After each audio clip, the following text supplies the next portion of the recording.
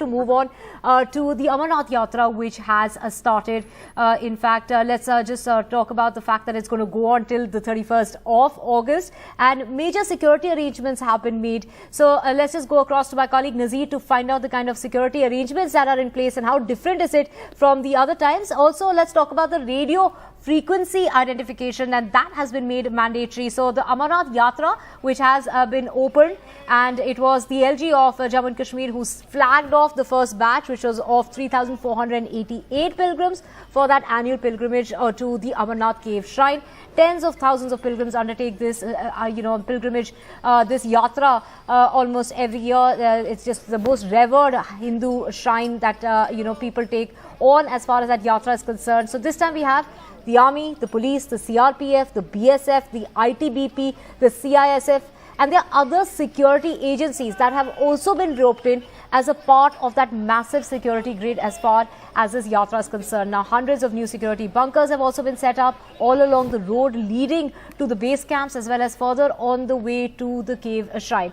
And there's also high-tech surveillance, including drones, which are being used in order to make it very secure as far as this yatra is concerned. We have Nazir joining us. Nazir, the radio frequency identification that has been made mandatory. I mean, there are many firsts as far as this particular Amarnath Yatra is concerned. Take us through how different is it this time around? And, the weather is always a challenge when it comes to this Yatra, which carries on over almost 2 months. So, what are the arrangements that they have made in order to ensure the security of the ones taking on this route? Well, security always remains the paramount, and that is the biggest priority. But besides security, there's a huge logistic exercise which goes on into this yatra arrangements. They have made, accommodation for 70,000 pilgrims. Any day they can stay in the different, these base camps from Jammu to up to the, cave shrine. So today, thousands of yatris are trekking towards the cave shrine to have darshan diya, to start yatra. It's going to be the longest yatra in the recent memory for 62 days, which means by end of August it will end. Normally it would end by around 15th of August, but this year it was going to be the longest yatra. So besides, this radio frequency which would be attached to every yatri, no yatri would be allowed to move without these radio frequency, these IDs, so that their movement will be tracked, so that they wherever they go, in case of any eventuality, the authorities would know where these yatris are, where they are moving, where they are stationed, where they are staying, or where they are trekking.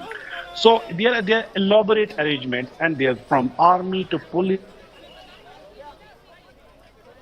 The agency is part of this, security arrangement. But as I said, there are massive security arrangements for this yatra.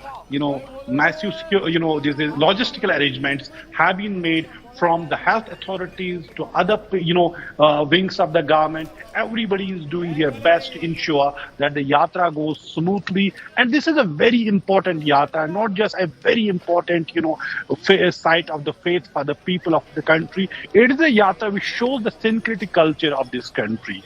A cave shrine which has been discovered by local Muslims of Kashmir for last more than 150 years.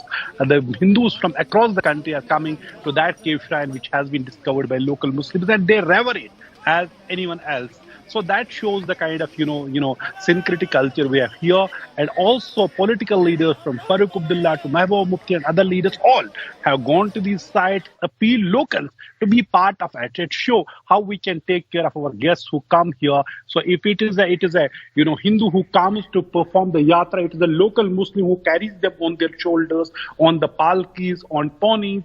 So that is kind of this yatra shows that it's not just one faith, it is every faith, every person who is part of this yatra. That shows the success, that shows this syncretic culture. But as we always, this is being limited to security, though security remains the biggest challenge. Thousands of troops, security forces have been deployed all along the route to yatra. But the sense of the yatra, besides being the biggest, faith center, it also shows the syncretic culture of this country. Our local Muslims, Kashmiris, have been part of this yatra since centuries, and they are also part of this today.